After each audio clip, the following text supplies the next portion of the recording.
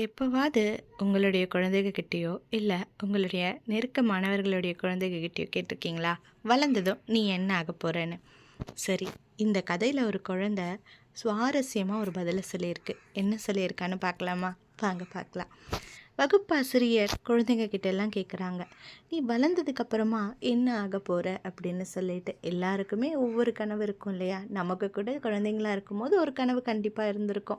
சிலர் வளர்ந்ததுக்கு அப்புறமா அந்த கனவை நிறைவேற்றிருப்பாங்க. சிலர் கனவுக்காக முயற்சித்துட்டே இருப்பாங்க. எல்லா குழந்தைங்களும் சொல்லுச்சு.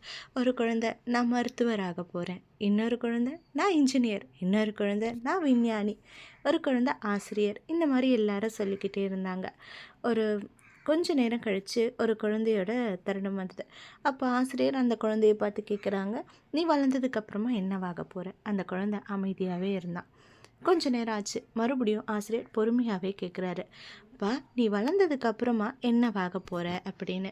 அந்த குழந்தை பொறுமையாக மெதுவாக சொல்ல ஆரம்பிக்கிறான். யோசிச்சுட்டு கொஞ்சம் சிரிச்சுக்கிட்டே, "நான் வளர்ந்ததுக்கப்புறமா சந்தோஷமாக இருக்க போகிறேன்." அப்படின்னு சொல்லிட்டு. ஆசிரியர் சொல்கிறாரு, "நான் கேட்ட கேள்வி உனக்கு புரியலன்னு நினைக்கிறேன்.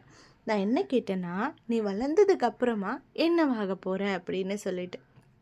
அந்த குழந்தை சொல்கிறான், "நான் வளர்ந்ததுக்கு அப்புறமா சந்தோஷமாக இருக்க போகிறேன்." அப்படின்னு. உங்களுக்கு இந்த பதில் புரிஞ்சுதா?